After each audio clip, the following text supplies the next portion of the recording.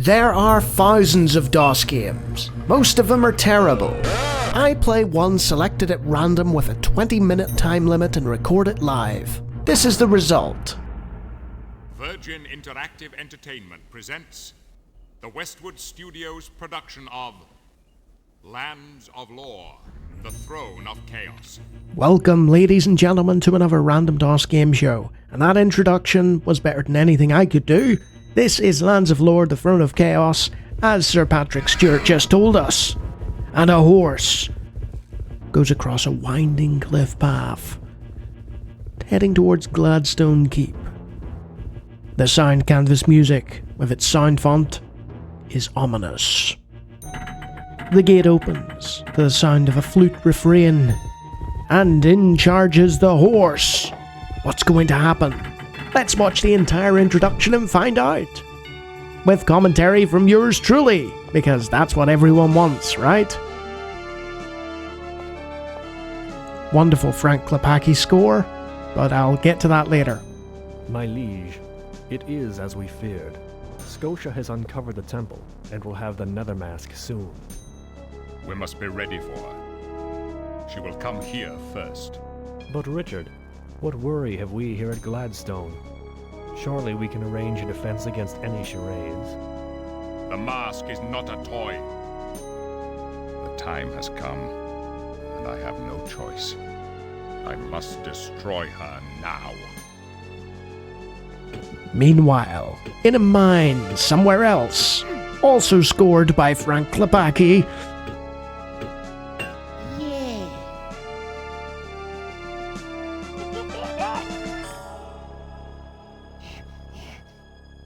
You'll be so pleased.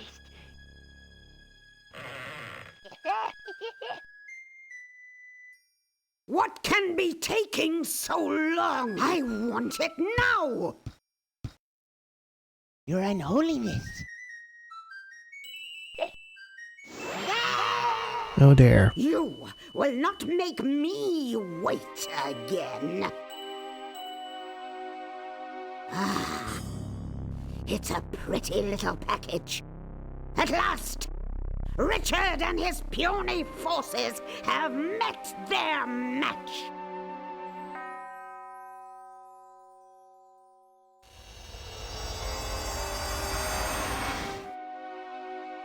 Ah, I like this. That's an improvement. So's that, for that matter. Yes, this mask will serve me well. Beware, King Richard. You will pay for your lack of vision.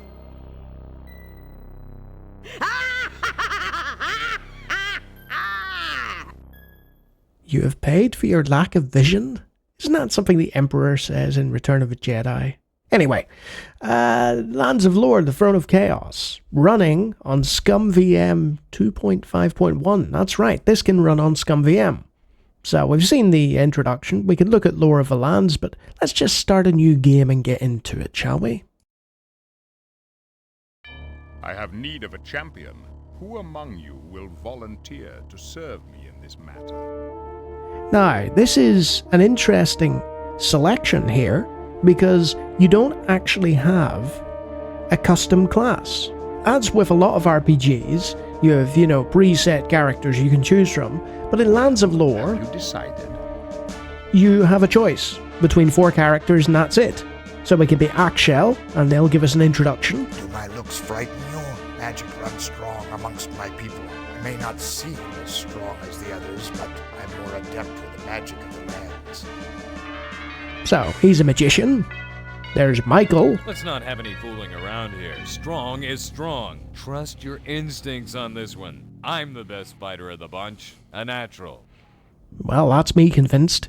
Strength. Magics.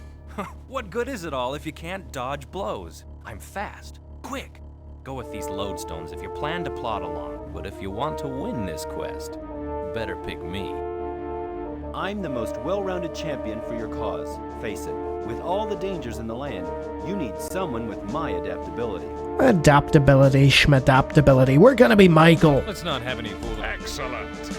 Settle your affairs and attend me in the throne room for instructions. What affairs do we have to settle? Welcome to Gladstone Keep. Hello. King Richard awaits you in the throne room. Well, that's interesting. So, this is Lands of Lore, the Throne of Chaos, as I've said about 3 or 4 times now. And before we do anything else, we're going to go here, we're going to go to audio controls, and we'll just turn that music down a little. Just a little. There we are. So, you can move side to side with the arrow keys, and backwards and forwards, but ideally, you'll want to use the numpad, because the 7 and 8 on the numpad can turn you. And it's very easy to get... Michael, were you not summoned to see the king? Go back straight north into the throne room. No, I don't want to. And that's the cool thing about Lands of Lore. If you wanted to, you could then say no. Michael, were you not summoned to see the king? Go back straight north into the throne room. Fine. Yeah, you can attack this guy if you want, and he'll just completely destroy you because you're level 1 and you're useless. As with Eye of the Beholder, which Westwood developed, which came before, you can interact using the mouse cursor with the environment. And Michael can make observations. The hidden plumbing seems miraculous. Very good, Michael. So, with various doors here, and its genesis is in that grid-based RPG, but it's not quite the same as them, and I'll explain in due course, because, as some of you already know, I've completed Lands of Lore. I'm a fan of Lands of Lore. Shh. Did you hear something? If Scotia does attack, they say we won't hear a thing. Quickly now, point out what you need. I don't need anything. They say the ruby and the shard are the only means of opposing the nether mask. Well, that's useful information. Farewell, then. Okay, so we'll head over to this guy. The door's locked. Or we won't. Let's have a look at the plaque. Jaren Arboroth, Royal Chamberlain. Okay, and this guy is... Royal Herborium. That's a strange name. Royal Herborium. What's the chances of somebody with a surname called Herborium running a herborium? Victor Gladstone, Royal Armorer. Let's go see Victor. Oh, so you come to see Victor, afraid of Scotia's new toy? Why afraid? Look at Victor. Myself could use a shape changer. Oh, Victor. You show Victor what you want to buy. Maybe you show Victor what you sell. Okay? Okay. Let's just... You have a thing to sell, Victor? No, Victor. That's it. You again come visit. No? I'm sure we can, Victor. We'll be seeing more of you in the future. What's that? Let's click that. Fine swords. Impressive decorations. But unfortunately, we can't take them. So let's speed along. You can't go that way. Yes, we can. Let's head out to the throne room. His Royal Majesty awaits you in the throne room. Okay, you sounded different from the previous guy, but you looked exactly the same. I tell you, we must march with whatever troops can be gathered locally. Isn't Eric mustering his white army? Have we lost all confidence in our own military capabilities? Eric is the finest commander in the kingdom, but he is a 5-day march from here. As long as we have our own magic, I really don't see where we need more than the defenses we already have in place. Scotia is not an adversary to be taken lightly. Ah, Michael. Hello. Because of the threat from Scotia, I have an urgent need for the Ruby of Truth. Please retrieve it from Roland's estate in the Southland and return it to Gladstone. Here is a key to my private library. Among the books, you will find a magic atlas that should be of assistance on your journey. Come by my office before you leave the keep. I'll give you a writ that will identify you as being on official business for His Highness. Okay, so that's us told. We've got a key, which will lead to a library. What if we hit this? Oh, you can open and close things. Alright, So you can click on the environment. The early Talamari were mounted warriors. Michael will tell you what little he knows. Now, An ornate lock. what could this be? Let's just go over here and... Oh, wait! We can't open that. Therefore, we take the key, stick it in there. Right. So now we have to determine which one of these is the magic atlas. And so it came to pass that the ancient people of Gladstone, having discovered a method of controlling the magics, rose unto power amongst the barbarous tribes of the great wasteland. Or you could just listen to Patrick Stewart. You know, one of the greatest voice actors in gaming history. He played a king in a fantasy RPG. And a king in a fantasy RPG. For my part, I travel not to go anywhere, but to go. I travel for travel's sake. Fascinating. Never drink from underground waters. These will corrupt the heart and taint the mind. Many a twisted soul met its fate through unwise drinking. Well, that's good advice, that final sentence. The magic atlas. The magic atlas. Well, that could be useful. You see, in the Eye of the Beholder series, which Westwood did before, I believe there was no auto map. But look here. We have an auto map in the style of Ultima Underworld, sort of, but obviously grid-based, and we can head places. So it's like Might and Magic in that respect. But you'll see that things are a little different. A little different indeed. Oh, it's you. It's me! The impending storm attracts all you would-be heroes. Oh. Now, I suppose you want your writ. Look, even the beasts seek shelter. Don't think that's a beast. We kind of saw, you know, in the cuts. Never mind. What are you waiting for? Be gone. What a friendly If you need fellow. help, mayhap that rascal Timothy is at the Grey Eagle. Timothy, you say? The Grey Eagle, you say? And this is where Lands of Lore was superior to a lot of dungeon crawling, grid-based games. You could do this. And suddenly, you're outside. That's right. There's an outdoor section. And when you hover over something like this, there's Gladstone Keep. And obviously the music has changed to reflect that. So we're in a forest. We're just looking, we're turning around. And if we hit our magic atlas with M, we can see there's the Droricle's Cave, which is not available to us currently. And we can just head and see what the crack is with everything. We'll probably get some combat going. Ooh, a dagger. I'll be taking that. Don't think it's better than what I have equipped, but... Uh-oh! Ow! Now you'll see our hit points have gone down there. We have the option to rest. Let's take advantage of that. You make camp, lie down to rest. Problem solved. Everything is just streamlined. Hey, a hornet's nest. That'll be useful. Hey you! I'm taking your money. No, you're not. You won't get my money without a fight. Stop trying to hit me. I'm Michael. I'm the strongest Stella in the game. I can hit for 17 without a problem. So, in the bottom here, you've got a scrolling inventory bar. It's not the most intuitive, you know, of inventory systems, but it does the job. Let's just have a look at our map. See where we're going. And you can see the sort of grid-based environment here. I'm trying to get as much of this game shown as I can. Why are thugs guarding that cave?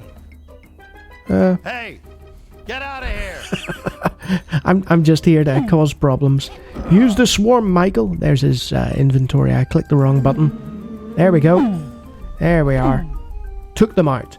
So you can throw rocks. You can use a swarm to summon bees to your aid and stuff like that. There's a cave here. It'll be marked on our map now, the Thugs Cave. But we can get back to that. Let's see. Something weird happened to my voice there. Too much shouting. There was some... The nest is empty. Sometimes you can interact with the environment. There's a stone. That'd be useful. Let's see, is there anything I can throw it at? Not currently. But you can keep that held, look. I'm even interacting with the map and I've got the stone out. Entertaining. What would a beautiful young woman be doing on a road like this? Excuse me, lad. Are you with King Richard? I need to get into the keep and I have forgotten the password. May I go in with you? I'm sorry, miss, but these are dangerous times. Timid fool. I will not forget you. I do believe that was Scotia. I better put the rock down. She was like, who is this idiot wandering around the Northland forest just holding a rock? It's my pet rock. Leave it alone. I'm Michael. I don't have much intelligence. So we'll go to the inventory. You can see here it's all very simple. You 3 classes, but you can level up in all those classes. It's just that, Michael in particular is good with might. But if you train Michael up, he can become an excellent mage. So, you're not limited. You've got various inventory slots and stuff. It's all very intuitive. And I guess I'll talk about the game now and why I'm going to be playing this like 20 minutes. Oh, interesting. Lake Dread is much too cold for swimming this time of the year. Okay, we'll not swim. So there's Lake Dread. The difference between Lands of Lore and something like Eye of the Beholder was that Lands of Lore took the There is nothing in the hollow. narrative elements of Westwood's Legend of Kyrandia series and adapted them to a role-playing game. There are silver coins in here. Oh, Michael, you're too excited about 5 silver coins. So we've explored most of the tutorial for us now. But yeah, it has as much in common with a point-and-click adventure game series as it does with an RPG series. And I find that fascinating because it really scaled back on certain RPG elements and instead brought narrative to the forefront. But at the same time, it is an RPG. It has those grid-based things going on. Excuse me, I need to book passage to the Southland. Where's your money? I have a writ from the king. Well, where is it? Okay. Stop giving me attitude. You must have had a bad customer before us or something. Here's the writ. Well then, hurry and get on the boat. Wow. Talk about attitude. And off we go. We're sailing. Forever sailing.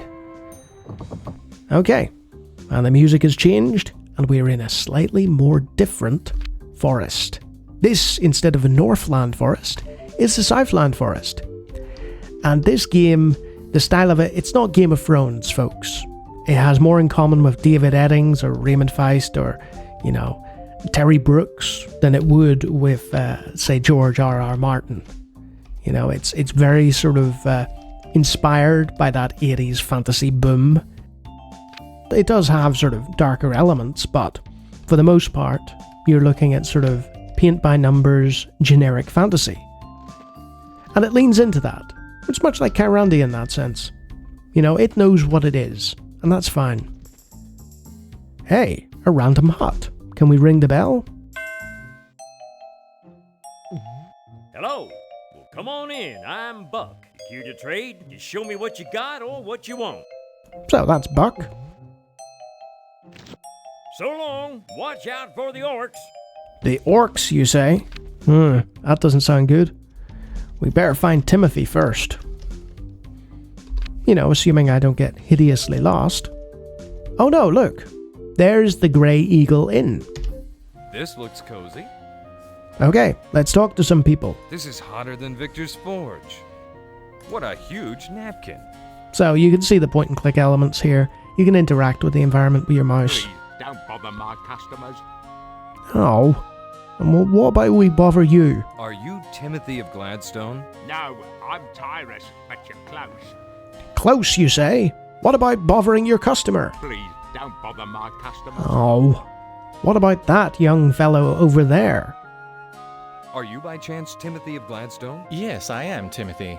And who might you be? I am Michael. King Richard has sent me to retrieve the Ruby of Truth from Sir Roland. One of the Dark Army spies has a mask or something. She has become a shape-changer and apparently threatens the kingdom. Scotia. She is the most evil woman alive. I heard that she had hired the excavators, but I never dreamed she'd actually find the mask. Well then, Michael, let's go now. I'll get my things together and meet you outside. Sounds good, Timothy. Excuse me, I'm looking for the exit. I'm on an errand for King Richard. Well, you're a brave young patriot, Sonny. Take this magnet stone to guide you on your journeys. Long live King Richard. Oh, thank you very much. That's nice to see a patriot. A magnet stone. I am pleased to join you, sir. All I have is at your disposal. All you have? I'll be taking that rapier then. And you can have the crappy dagger. Yay! Why did I do that? Oh, no reason. No reason at all. It's like I've played this game before. And you can see that the compass is changing. But we're about to run into some trouble here. Ready? Oh no! Timothy, cast magic. Michael, cast magic. Yeah, magic. Hooray! And you do the combat by clicking. You know, pointing and clicking. It's much like Eye of the Beholder in that respect, which I keep bringing up for obvious reasons. Eye of the Beholder, Dungeons & Dragons, grid-based dungeon crawler from Westwood Associates, basically informed... Ow! Stop hitting me! No! I don't have enough magic! Yeah, that's a problem. Michael runs out of magic. Michael's in trouble here. They've bullied him. Poor Michael. We better use this potion. By right-clicking, not left-clicking. There's some maces. We can sell them to Victor. Okay, there's a pile of orcs. That's not a good sign. We'd best find this mansion in the middle of the forest. Let's see what's going on here. That's Bucks. And you can get turned around, which is why the compass is useful, and the auto map. I'd hate to try and play this game without an auto map. Nothing in there. And I'm coming up to 20 minutes already, which is ridiculous. Right, come on, Michael. Yes. And... I don't have enough magic. No, of course you don't have enough magic. Timothy, can you show him how it's done? Come on, Timothy. No, apparently not. And you can get a summary. Stole something. The monster stole his sword. How do you manage to get your sword stolen by a reptile? That's embarrassing, Michael. That's one of the things I love about early RPGs. It's like, how to put it, the opening characters are so weak and so useless that you can make some absolutely terrible mistakes.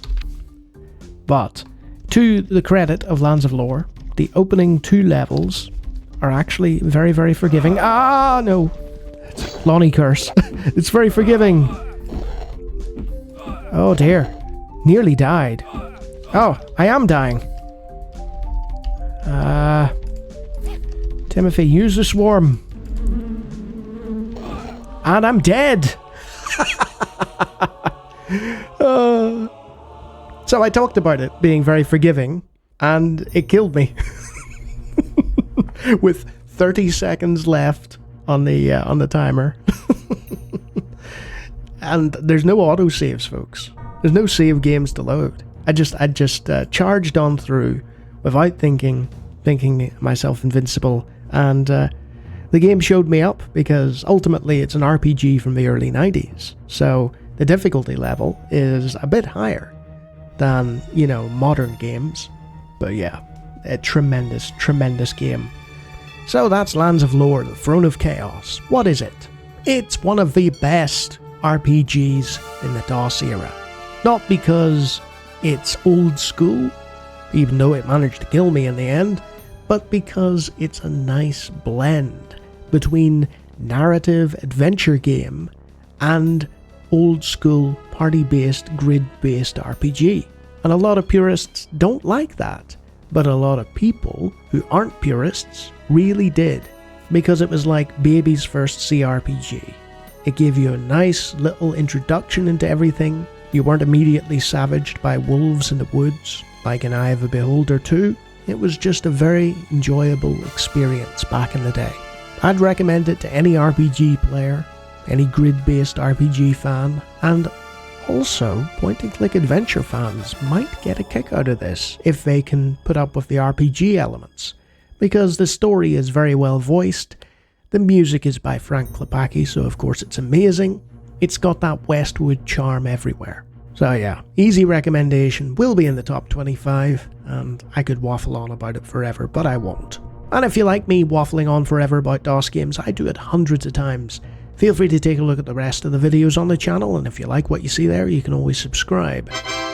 And if you know what happens to Timothy after he accompanies you to the mansion, then you might be one of my knowledgeable patrons, who with forethought know exactly what would befall Timothy. A secret cabal of Nostradamus-like individuals who can predict the future based on this playthrough and the fact that I stole Timothy's sword.